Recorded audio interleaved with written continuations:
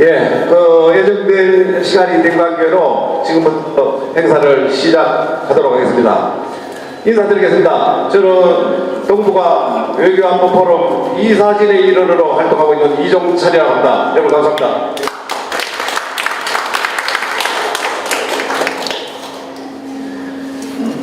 먼저 국민의례가 있겠습니다. 모두 자리에서 일어나셔서 앞에 있는 국기를 향해 주시면 감사하겠습니다. 국회대요 정례.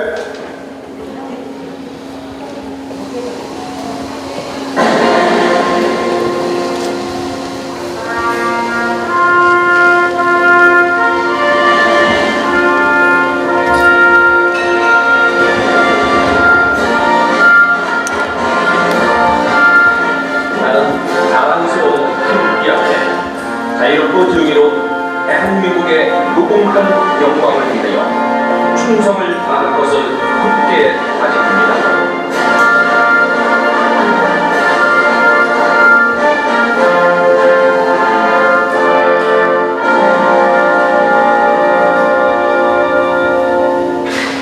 바로 다음은 애국가제 자유있겠습니다. 애국가는 반주에 맞춰 1절만 부르도록 하겠습니다.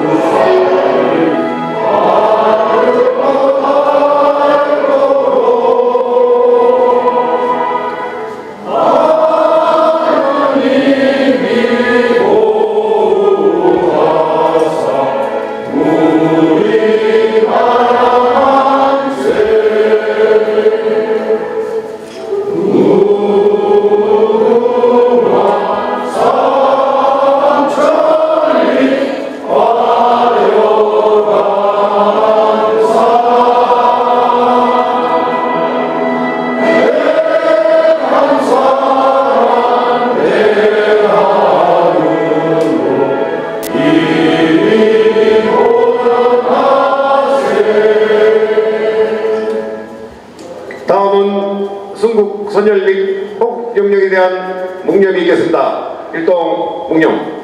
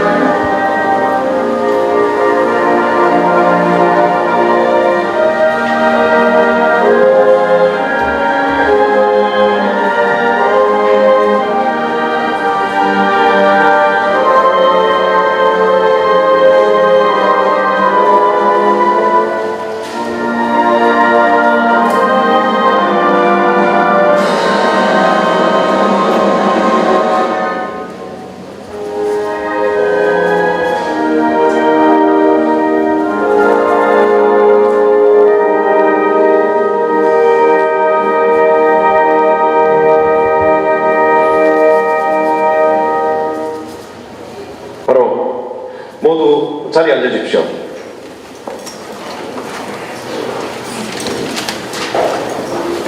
다음은 오늘 바쁘신 가운데도 불구하고 오늘 뜻깊은 행사에 참석해 주신 주요 인사와 또 후반 2부에 강의를 해주신 강사분들을 소개해 드리도록 하겠습니다. 먼저 오늘 행사를 직접 주최해 주신 동북아 외교안보 포럼의 최지영 이사장님 계십니다. 큰 박수로 맞이해 주십시오. 다음은 동북아 외교안보 포럼의 상임 고문이시고 전 국회 부의장을 지내신 이주영 상임 고문님 나오셨습니다.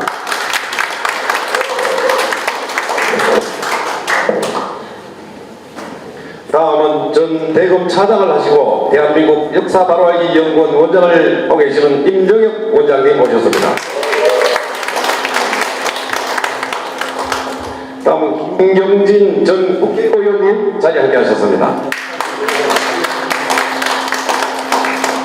다음 우리 새마을운동 중앙회에서 무한학 사무총장님 자리에 함께하셨습니다.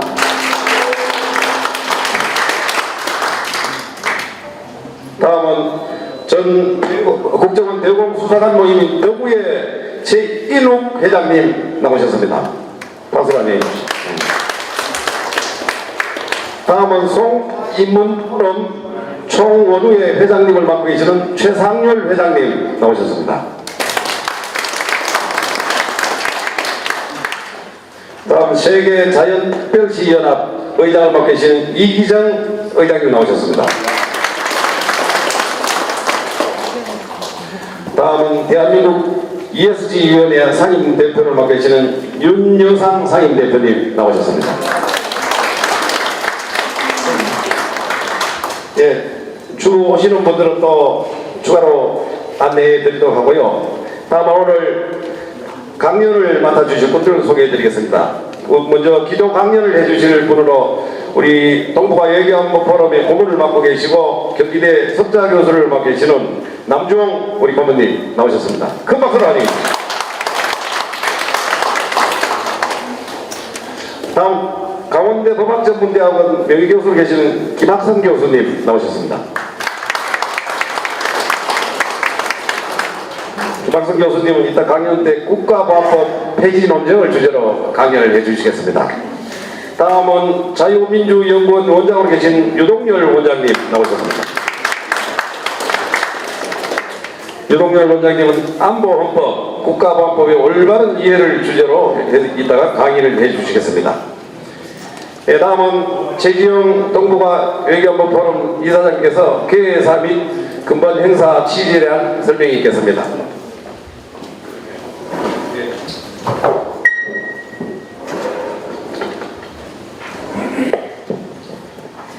네, 오늘 국보법은 대한민국을 지키고 있는가 이 강연회에 와주신 여기 계신 모든 분들께 진심으로 감사드립니다. 저는 동북아 외교안보 포럼 이사장 최지영입니다. 민주주의는 민주적 수단을 사용하여 그 존재를 위협하는 적을 금지할 수 없었다.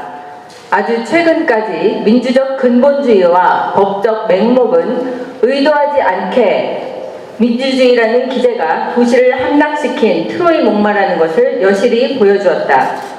정치학자 칼 레벤슈타인의 말입니다.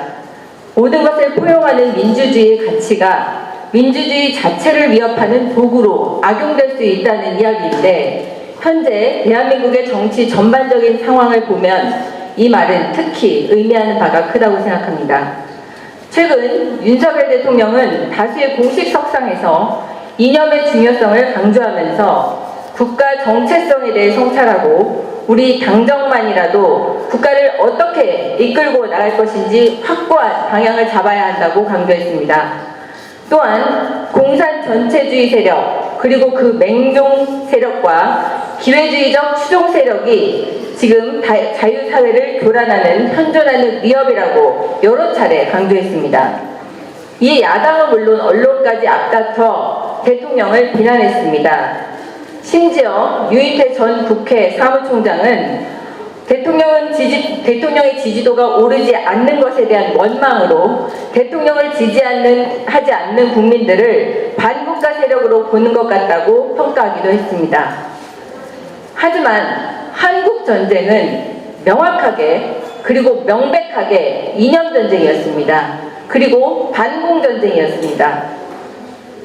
그리고 이 전쟁은 아직까지도 종식된 바가 없습니다. 북한은 핵보유를 달성함으로써 사실상 최강의 물리력을 확보했고 대남 사이버 공격과 같은 보이지 않는 전쟁을 활발하게 전개해 오고 있습니다.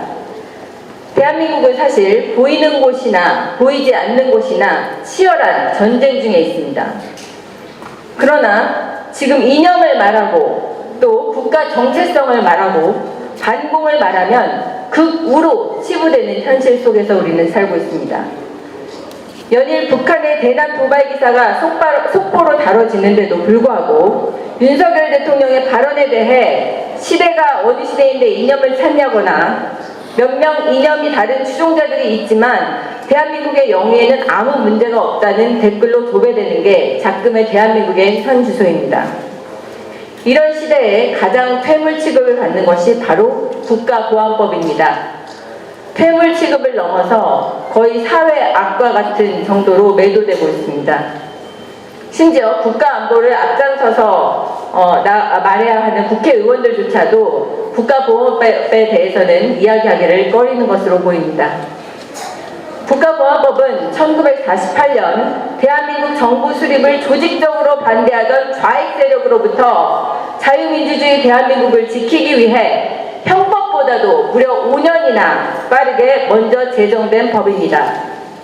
국경의 최전선은 대한민국 국군이 지키듯 국가보안법은 대한민국의 기반을 약화하는 적대 세력으로부터 자유민주주의 대한민국을 수호하기 위한 이념적 방패인 것입니다. 또한 국가보안법은 우리나라에만 존재하는 특수한 법이 아닙니다. 전 세계의 모든 자유민주주의 국가가 자유민주주의 체제와 국가 안보를 수호하기 위해 우리의 국가보안법과 같은 비슷한 법률을 형법 또는 특별법으로 제정하고 있습니다. 국가보안법 폐지론자들이 그 주장에 대한 근거로 국가보안법이 과거 독재정권 유지를 위해 이용되었다는 주장을 하곤 합니다. 저는 여기에서 반문하지 않을 수 없습니다. 당시 국가보안법이 악용된 원인이 국가보안법 자체의 결함이었는지 아니면 민주주의의 기능이 제대로 작동하지 못한 시스템 미성숙의 문제였는지 객관적인 분석을 간과하고 하는 말은 아닌가 말입니다.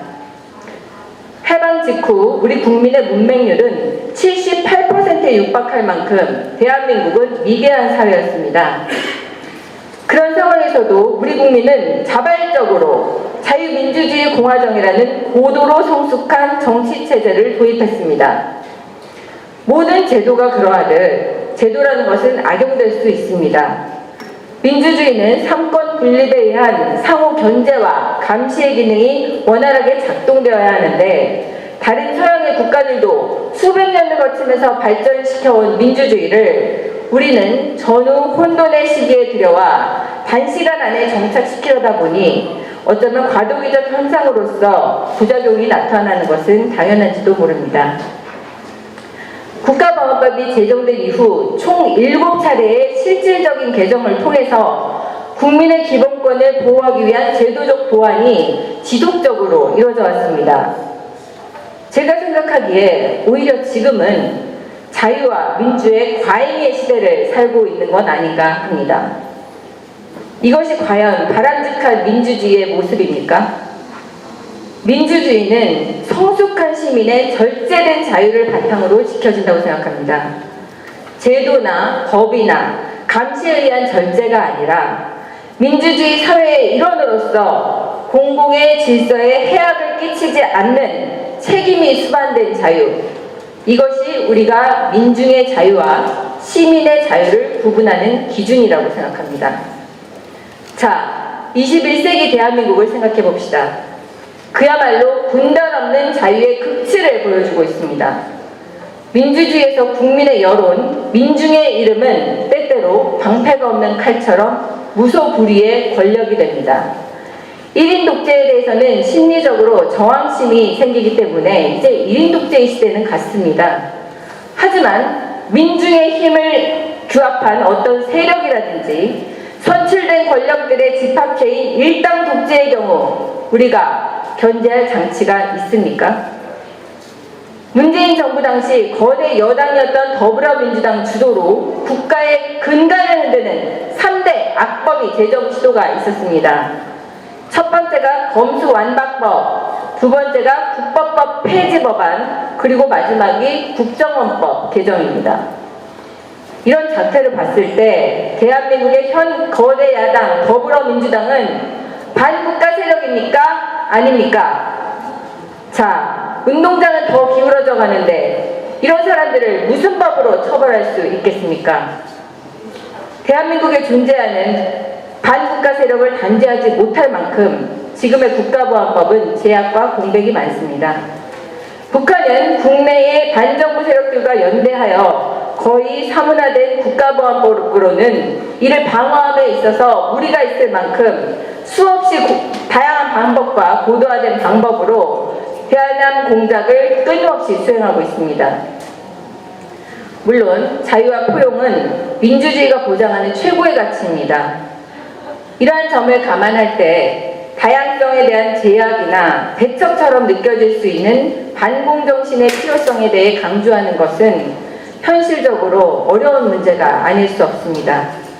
하지만 지금까지 말씀드렸듯이 보이지 않는 전쟁을 치르고 있는 21세기 대한민국의 현실을 감안할 때 지금이야말로 자유 대한민국을 바로 세울 수 있는 마지막 기회라는 절박함을 저버릴 수 없습니다. 오늘 이 강연회가 국가 안보에 대한 국민적 의식을 고취하고 국민적 혐오의 대상이었던 국가보안법이 과연 정말 우리가 지금 타도해야 할 대상인지 깊이 생각해보는 기회가 되기를 바랍니다. 과연 국가보안법은 자유 대한민국을 지키고 있는가? 국민 앞에 무거운 마음으로 질문을 던지며 오늘 제 기획 의도를 가름하겠습니다. 감사합니다.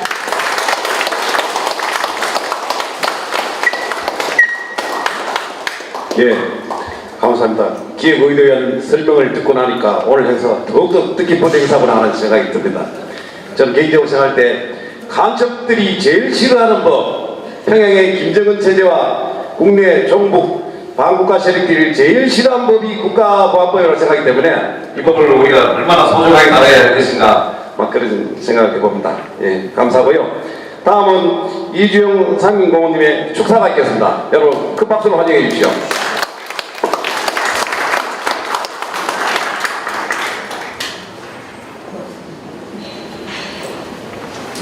예, 반갑습니다. 동북아 외교 안보 포럼 우리 최지영 이사장님 개회사 겸 오늘의 국가보안법이 나라를 제대로 지키고 있는가 하는 민주주의, 자유민주주의의 수호 관점에서 말씀하신 거 잘 들으셨죠? 아주 똑부러지지 않습니까? 이런 분을 빨리 국회로 보내야 되는 거 아니에요?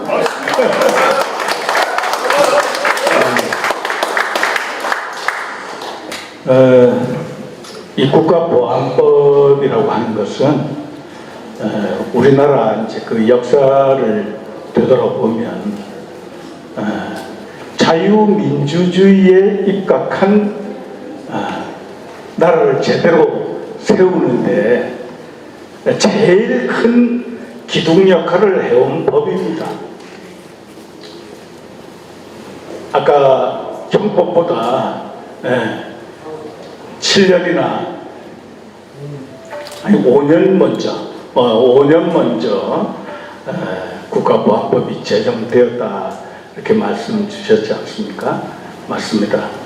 1948년 그 재헌국회에 만들어지고 그리고 이제 여순 반란 사건이 일어나고 나서 이 공산주의자들이 자유민주에 입각한 그런 나라를 세워가는데 이게 이제 적화통일을 앞세워가지고 이걸 전복하려고 한다.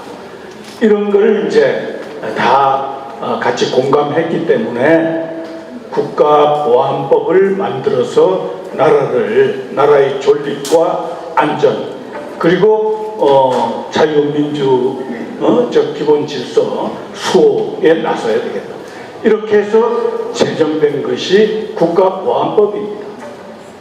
그 5년 뒤에 이제 형법이 제정이 됐죠.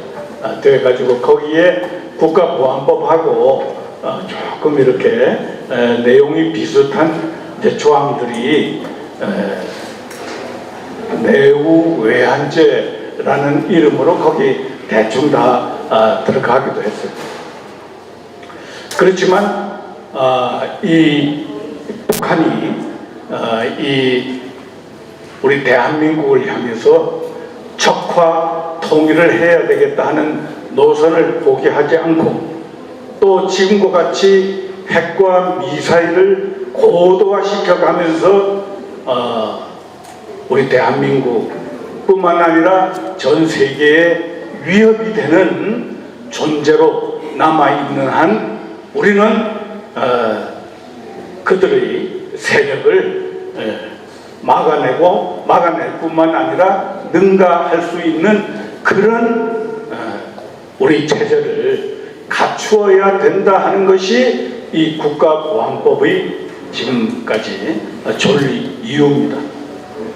만일 북한이 지금과 같은 적화 통일 노선이나 또 핵 미사일 고도화 전략, 미사일 핵 다 포기하겠다 나서고 이 소위 진보 세력들이 주장해 오던 남북 교류 협력을 진정한 자세로 함께 해 나가겠다고 한다면, 그리고 그게 확실하게 보장이 되었을 때에는 그때는 국가보안법 그 사람들 얘기하는 대로 없어도 될지 모르겠습니다.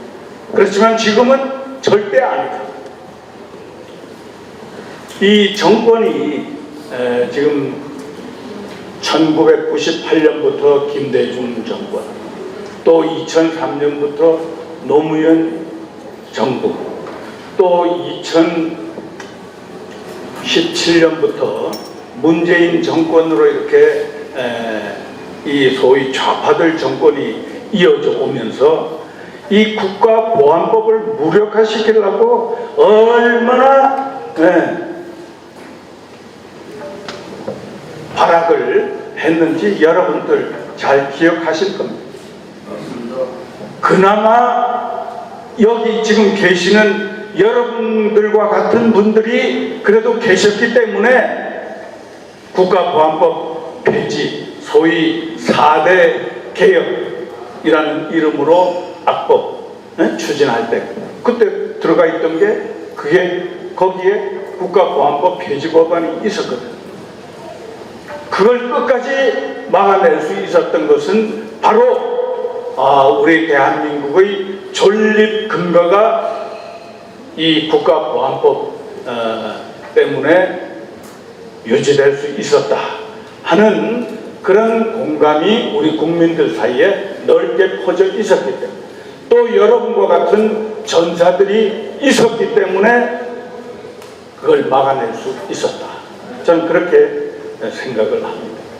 지금도 국회에 국가보안법 폐지 법안이 올라와 있습니다. 그런데 지금 국가정보원뿐만 아니라 요 앞에 문재인 정부의 국정원에서도 아직 국가보안법을 폐지하는 것은 시기상조다 하면서 문재인 정권 하에 국정원도 그 반대 의사표시를 했기 때문에 지금 국가보안법 폐지 법안은 조금 더 힘을 못 얻고 있습니다. 그런데 최근에 이렇게 보면 거의 뭐 완전히 노골적이야. 이게 이제 국가보안법이 그동안 뭐 좀 민주주의 운동하는 사람들 탄압하는데 이게 이제 악용이 됐다 해가지고 뭐 헌법재판소에 가서 무슨 한정합헌, 한정위헌 뭐 이런 결정들을 받으면서 다 이제 정비가 다 됐어요. 국가 존립 안전을 또 자유민주적 기본 질서를 위협하는 그런 목적으로 반국가 단체를 만들거나 또 이적 단체 만들거나 또 그쪽을 이렇게 돕는 행위들 그런 거 이제 못하도록 돼 있고, 그리고 불고지죄 뭐 이런 것들은 사실은 4.19 혁명 직후에 장면 정부에서 들어간 조항들이 이 앞에 무슨 군사 정권의 그 자신들의 정권 안보를 위해서 만든 법이 아니다. 그 증명이 되는 거죠. 그래서 오늘 이 자리를 통해서도 우리 국가보안법의 현 주소를 우리가 이제 점검을 하고 앞으로 어떻게 우리가 대비해 나가야 되느냐, 이 전략을 잘 세워가야 대한민국이 앞으로 지속적인 발전을 해 나가는데 큰 이정표가 될 수 있는 오늘의 토론회다, 그렇게 생각합니다. 최근에 보면요, 간첩 사건들이 많이 일어났잖아요. 그 명백한 간첩이에요. 북한에서 온 사람 공작원들하고 만나가지고 그 사람들 공작금 다 받아 먹고 정보 수집해가지고 넘겨준 것이 명백해요. 그런데 이 재판을 지금 하나도 진척을 못 시켜. 이제 한 10월 달쯤 되면 누구야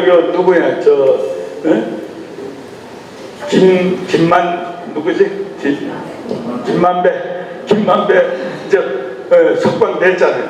구속기간 만기가 됐다고 석방해줘야 돼. 그것처럼 이 간첩들이 지금 구속기간 만료됐다고 이제 석방된 재판도 옳게 못 해보고 그런 지경에 지금 다다라 있어요.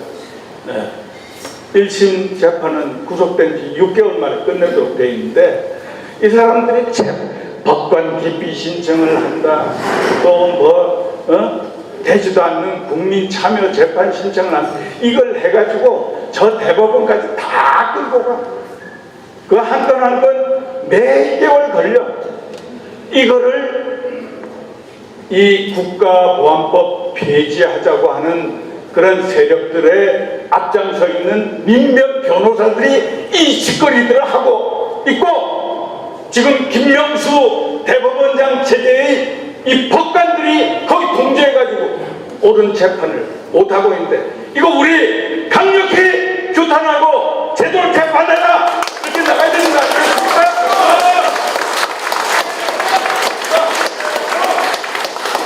오늘 이 자리에서 그런 결의도 좀 다져주시고 좋은 말씀들 잘 나누어서 우리가 목표하는 대한민국 자유 민주적 기본 질서 꼭 우리 손으로 수호해 나가도록 합시다. 감사합니다.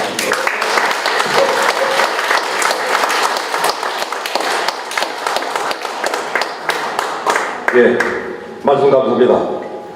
갑자기 막 의문과 울분이 막 치솟아 오르네요. 밖으로 뛰쳐나가고 싶은 생각이 막 듭니다.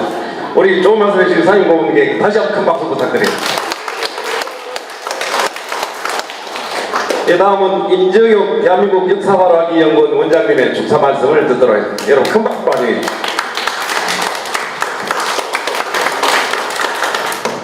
안녕하세요. 임정혁 변호사입니다. 오늘 훌륭한 분들 좋은 말씀 많이 하실 것 같은데, 저는 국가보안법, 대한민국 자유민주주의를 생각하면서 딱 한 가지 말씀만 드리고자 합니다.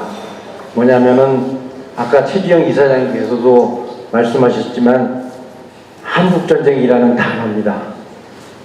과연 한국전쟁이라는 단어가 제대로 됐는가 다시 한번 저는 항상 생각해 보고자 합니다. 저희들이 자주지기는 한국전쟁이라는 말을 안 썼습니다. 6.25 사변이라고 그랬습니다. 사변. 자유민주주의인 대한민국을 북한이 일방적으로 남침해서 난을 일으킨 겁니다. 근데 언제부턴가 한국전쟁이라는 단어가 표준어가 돼버렸습니다. 자유 대한민국 사람들은 한국전쟁이라는 단어를 쓰면 저는 안 된다고 생각합니다. 저 멀리 임진왜란이 있습니다. 임진왜란을 임진년도에 일본이 조선을 일방적으로 침공한 그런 전쟁입니다. 그런데 놀랍게도 한국 사람 중에서도 임진왜란을 일본과의 7년 전쟁이라고 부르는 사람이 있습니다. 지금도 이 네이버 검색창에 일본과의 7년 전쟁이라는 단어를 치면 어떤 사람이 그런 주장을 하는지 나옵니다. 우리는 임진왜란을 일본과의 7년 전쟁이라고 도저히 부를 수가 없는 겁니다. 일본과의 7년 전쟁이 영국이나 프랑스 사람들은 일본과의 7년 전쟁이라고 해도 됩니다. 미국 사람, 캐나다 사람은 한국 전쟁이라고 해도 돼요. 근데 우리는 한국 전쟁이라고 그러면 안 됩니다. 6.25 사변이고 6.25 동란이고 어떤 분은 김일성의 난 이렇게 부르는 사람도 있습니다. 근데 과연 언제부턴가 한국전쟁이라는 단어가 너무 표준화가 돼가지고 이제 이래도 되는가? 국가보안법, 대한민국 자유민주주의 체제를 생각할 때 이 용어부터가 저희들이 다시 한번 생각해 볼 문제가 아닌가 생각합니다. 오늘 국가보안법, 대한민국 자유민주주의를 한번 생각해 보는 날이기 때문에 감히 제가 한국전쟁이라는 단어를 한번 다시 생각해 보고자 했는데 제가 뭐 주제 넘었다면 용서를 해주시고 그만큼 여기 계신 분들 그리고 또 자유민주주의 대한민국을 수호하시는 분들은 너무나도 대한민국을 자유민주주의를 사랑하기 때문에 그리고 오늘 또 이 국가보안법을 왜 지켜야 하는가에 대해서 생각해보는 공부하는 시간이기 때문에 감히 한 말씀 드렸습니다. 하여튼 아무쪼록 오늘 뜻깊은 행사가 귀한 결실을 맺어주도록 저도 응원하도록 하겠습니다. 감사합니다.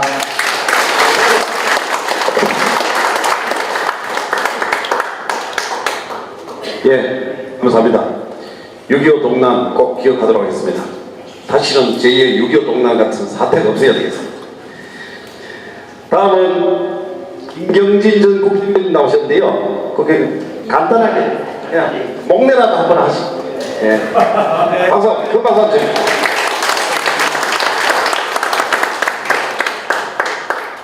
자, 이제부터 본격적으로 강연에 들어가도록 하겠습니다.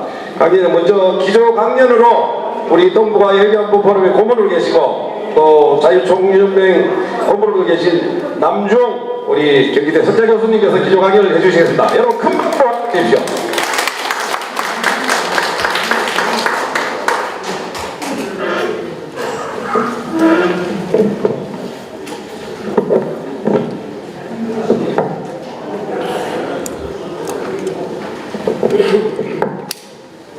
네, 여러분 반갑습니다. 제가 이 자리에 지난 6개월 동안 2번 승도를 왔습니다. 우리 최정희 기사장이 오라면 오고 가라면 가고 그래서 이 뜻이 참 높고 또 현실적으로 중요해서 제가 기꺼이 지원한다는 심정으로 이 자리에 임했습니다. 또 오늘 주제가 사실 이것처럼 절실하고 절박한 주제가 없습니다 지금. 저도 외국에서 뭐 대사도 하고 오래 두박도 안 돼서 살았습니다만은 외국 사람들이 한국에 오면 깜짝깜짝 놀래요. 6.25 참전병사를 제가 캐나다 대사관에 모시고 대화를 해보면 우리가 60, 70년 전에 목숨 바쳐서 싸운 나라가 그 나라 맞아? 하고 깜짝깜짝 놀라요.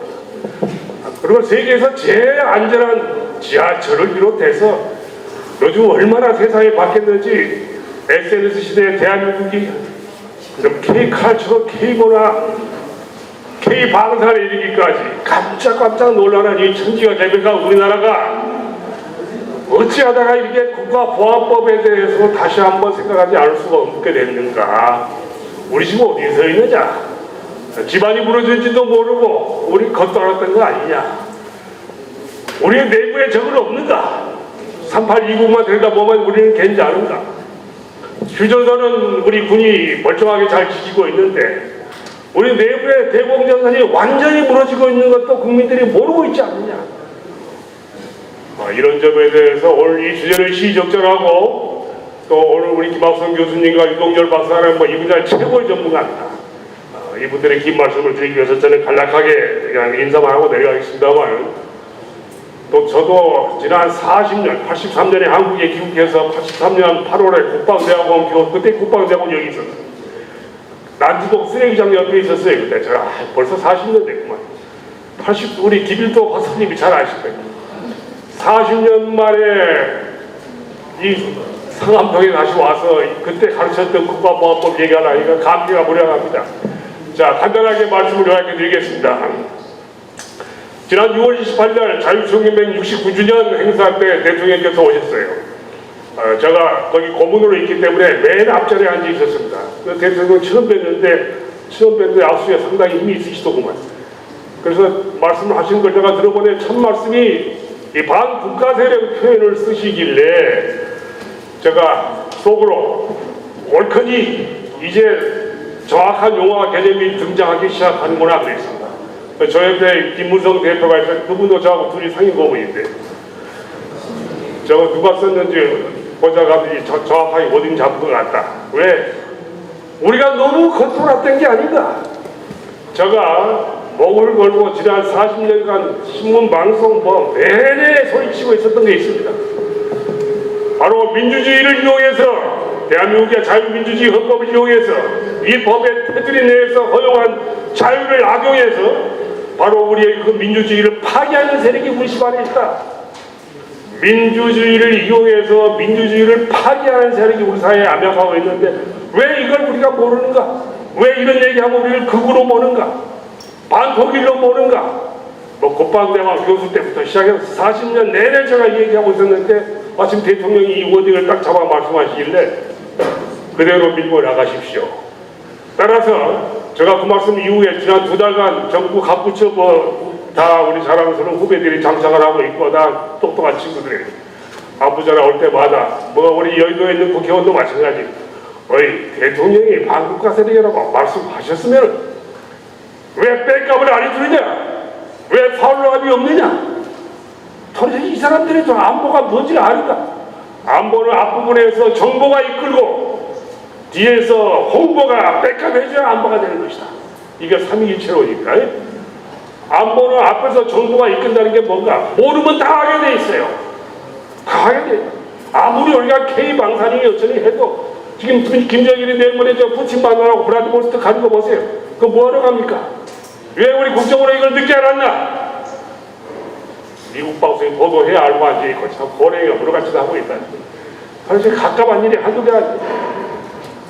정보, 국가보안법 위반 사법에 해당하는 윤미향이가 저지경으로 되도록 우리 안보 정보기관은 뭐 했나?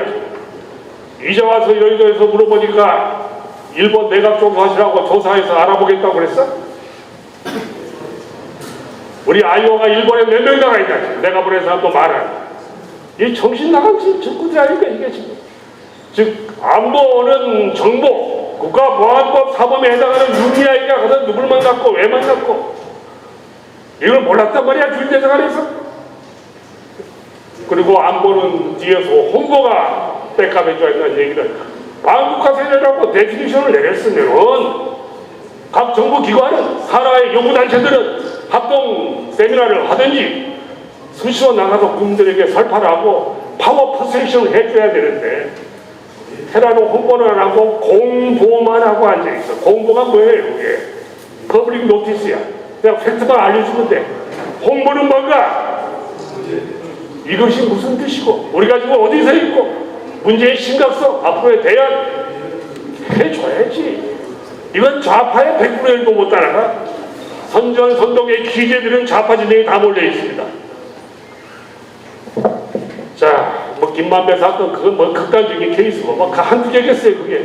따라서 제가 첫 번째 말씀드린 것은 국가보안법이라는 것은 대한민국이 현재 서 있는 위치가 어디까지 와 있는데 한 번은 루킹백 뒤돌아봐서 내실을 기해할 때가 됐다는 차원에서 이 문제는 시의적절하다. 그런 차원에서 제가 A씨를 가지고 온 게 동독의 스타시기원이에요. 동독이 무너졌을 때 이것도 참고로 알고 계세요. 우리 뭐 정보기관에 저도 지휘부만 오래 있었기 때문에 이제 제가 또 그 당시 남산 안기부 특보할 때 동독이 무너져가지고 이것 때문에 YS 명령 받아가지고 반센적이 한두 번이 아니었습니다. 그냥.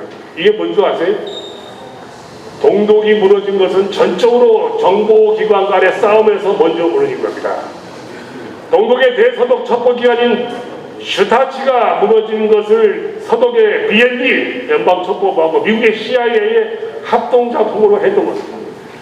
나중에 저게 무너지고 나서 맨 먼저 슈타치 내부에 있는 비밀 문서를 까보니까 오마이갓, 지금 이 서독 안에 얼마나 동독의 첩자가 많이 심겨져 있었고, 심지어 분데스택 서독 연방의회에도 교섭단체를 구성할 수 있을 정도로 20명이 넘게 나왔어요.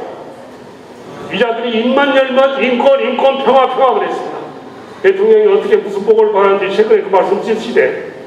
제가 참모들이 그래도 나름대로 노력하고 있다고 평가해 줍니다. 전부 평화주의자, 통일 전문가, 그리고 민족주의자로 위장된 서독의 의원, 교수, 종교인, 학자, 그리고 노동 전문가들이 무려 3만 명 가까이 있었고, 이걸 어떻게 해야 되느냐? 그 당시 서독 정부에서 헬멧 콜 수상부터 시작해서 굉장히 고심을 했고, 그래서 이거 다 까면 우리 통일 하나만 하다. 일단은 덮되 도무지 봐줄 수 없는 중요 인물만 까서 기소해서 영원히 공직에서 추방해야 된다. 그게 700명입니다.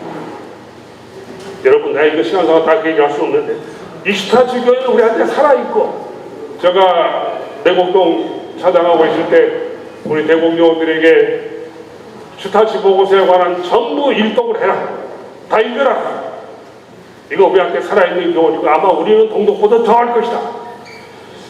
이분의 소결론은 왜 베를린 장벽이 무너지고 동독이 무너지고 나서 슈타치 보고서를 보고 나서야 이 정도로 서독 내부에 적이 많다는 걸 알게 됐는데, 그동안 우리 뭐 했느냐? 다시는 이런 일이 있어서는 안 된다. 네버 에버 어게인 해서 대대적인 숙정 작업에서 지금 연방처법과 제대로 가고 있는 겁니다. 우리는 지금 어떤 상황이에요? 저 친정집이라서 긴 얘기 안 하겠습니다만, 지난 1년 반 동안 국정원이 왜 이렇게 시끄러워? 왜 안에 이렇게 소란이 많은데? 지금 뭘 어떻게 하고 있길래 지금 상황이 이 지경인가? 겸허하게 자성하고 반성하고 선배들이 간에 경청해. 우리가 이제 나이 70에 나가면서 마지막 봉사하고 그야말로 재능 기부하고 있는 건데, 뭘 저희가 부귀영화를 바라겠다고 이런 얘기를 참습니까? 당당하게 국민들에게 알릴 건 알린다는 차원에서 국가보안법 문제의 시적절성, 우리 유동열 박사 대한민국의 최고의 법의리입니다. 이 분야에. 또 김학성 교수님 정말 최고의 지성입니다. 좋은 말씀 드시길 바라고, 쉽게 말해서 지난 문정권 5년 동안에 대통령이 반국가 세계관을 지칭할 정도로 저는 그걸 완곡하게 표현하면은 반국익 세력이라고 표현하는 것도 괜찮습니다.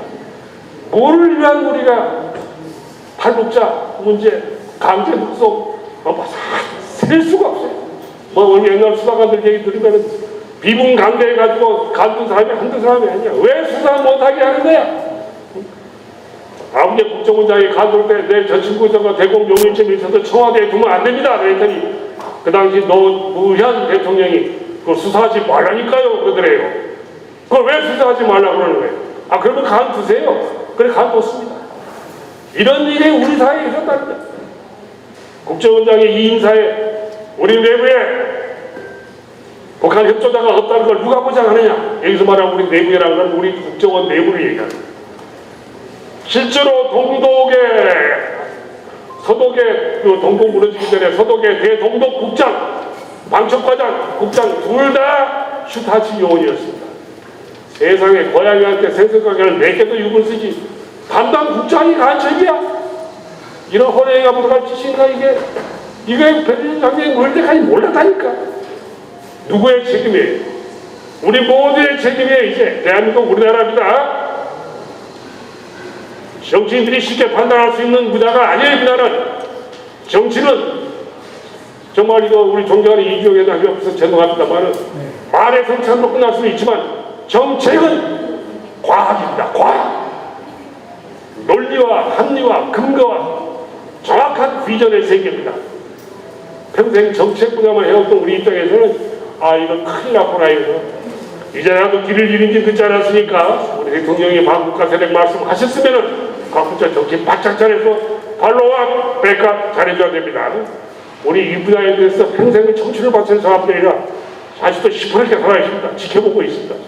여러분 용기와 희망을 잃지 마시고 격려 많이 해주시고 저 인사말이 이 안에다 자세히 써놨습니다만 하나만 더 그리고 나머지 두 분을 설명을 해드리기 위해서 제가 긴 얘기 안 하겠습니다만, 이번에 윤미향 사건을 보고 제가 느낀 게 있습니다. 윤미향 개인의 문제가 아니고 우리의 그 시스템의 문제. 즉 아무도 걸러주지도 못한, 제어 장치도 없는 상태에서 제2의 3의 윤미향이가 물밑에서 지하에서 혹은 공공연하게 안 움직인다는 보장이 있나요 지금? 그분의 가정과 인격을 모독하는 게 아니에요. 그건 팩트를 얘기하는 거예요. 참 부끄럽게 짝이 없는 얘기고. 그런 차원에서 이번에 국정원의 대공수사권 문제, 어저께 우리 최재형 박사가 우리 유동일 원장하고 같이 가서 좋은 말씀 계속 많이 하는 걸로 알고 있습니다. 국정원의 대공수사권을 경찰이 이용한다? 이 얘기는 저희가 보기에는 대공수사권 문제가 아니라 국가보안법을 없애겠다는 얘기나 마찬가지예요. 그 똑같은 얘기입니다. 누가 수사를 하란 말이야 지금? 수사관들은 가정이 없나? 정년이 없어요? 건강 괜찮아요? 갖고 우리 후배 부하들이 찾아오면 어이 건강 괜찮아요? 왜 이렇게 말랐어? 선배님 죄송합니다. 연금이 잘렸습니다. 연금이 잘다니 뭔 소리야? 아무것도 아닌 일로 가지고 감옥에 가서 적폐 세력으로 몰려서 한 2, 3년 갔다 오니까 연금이 반이 날아갔다는 거예요. 뭐가 어쩌고 저쩌지? 무슨 법이 이래 이거?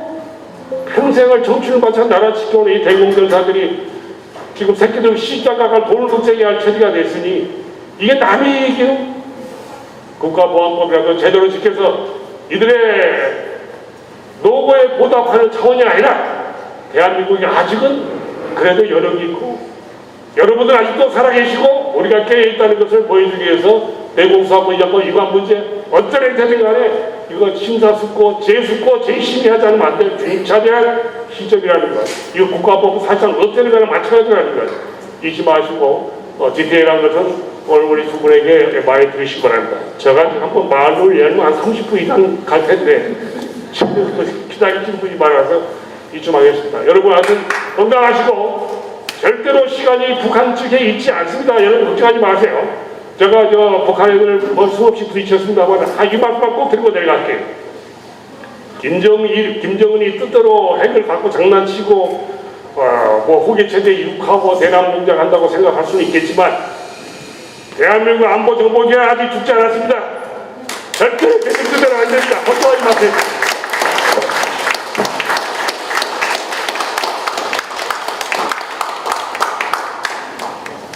예, 고님 말씀 감사합니다.